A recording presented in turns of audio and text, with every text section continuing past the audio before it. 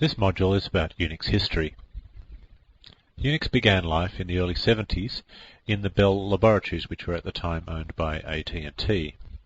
It evolved from another operating system called Multics, and I guess Unix was seen as a unified version, if you like, of Multics.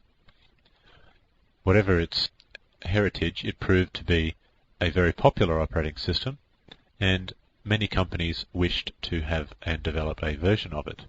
So the source code for the operating system was given away to such organizations like universities, the government, and other research institutions, and some corporations in fact, and each company then set off to further develop each version of that particular source code for its own purposes. It wasn't long before many large computer vendors were all selling slightly different versions of Unix. Each one was optimized to run on the particular type of computer that they were selling. It worked something like this. These computer manufacturers were selling their own impressive and expensive hardware, but they needed an operating system that would run on their hardware. And an alternative to developing one of their own was to simply take the Unix source code and modify it in such a way that Unix would run on their own computer. They could then sell the package of computer and operating system together in one bundle. They each liked to advertise theirs as being the best Unix, if you like, and certainly the best hardware. It's interesting to note that at this stage even Microsoft got involved and produced a version of Unix that would run on a personal computer. On a 286, I think, was the first computer that would run Unix, and they called it Xenix.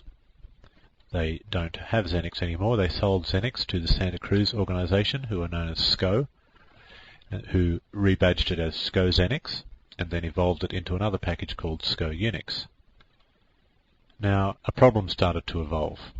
These diverging versions of Unix quickly started to get away from each other in terms of what they would and would not do.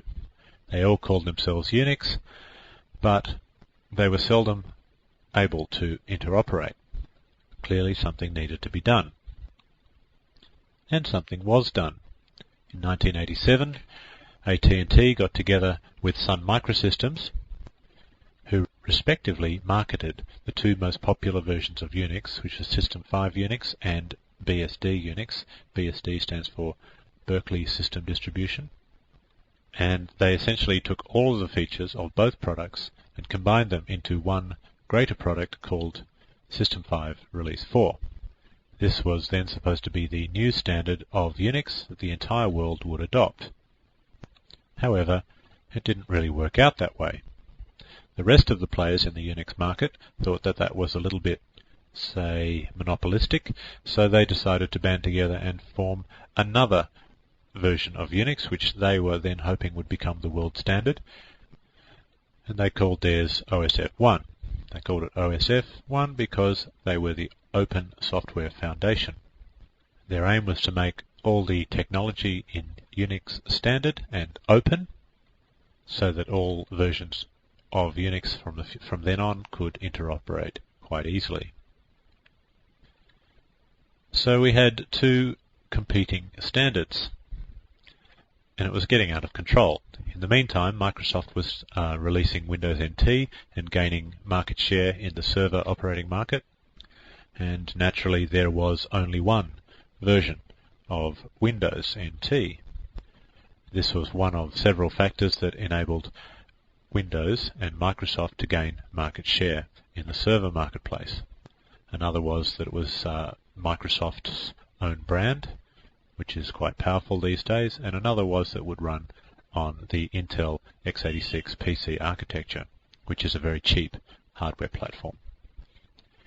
Anyway, to again create a sense of unity in the Unix marketplace, an organization called XOpen started issuing a set of open standards that all Unixes should adhere to. Naturally, the Unixes did not have to adhere to these standards, but the more they did, the more they could advertise themselves as being part of the new open standard, and thus more marketable product. That effort has been moderately successful and continues to this day. A couple of other interesting points that happened. In 1993, AT&T sold what they called the official Unix business, the Unix trademark, to Novell, who then sold it to Xopen. Xopen are now known as the Open Group. So they are the trademark holders on the word Unix. Another interesting event that occurred was that a fellow called Linus Torvalds created a version of Unix that had two very important features. The first was that it would run on a PC. The second was it was completely free. And this was known as Linux, or some people pronounce it Linux. This was by no means the first version of Unix that would run on a PC. Microsoft came out with that with Xenix, and there had been many versions of Unix developed in the interim that would also run on PCs, the most notable of which was SCO Unix. However, the combination of having a piece of Unix software that would run on a PC that was completely free served to give Linux a rapidly growing market share and a certain amount of fame. These days, Linux is seen as a very real alternative to the Microsoft hegemony that exists with their Windows software. Well, that completes the history lesson. Let's move on and have a look at some more interesting facts about Unix.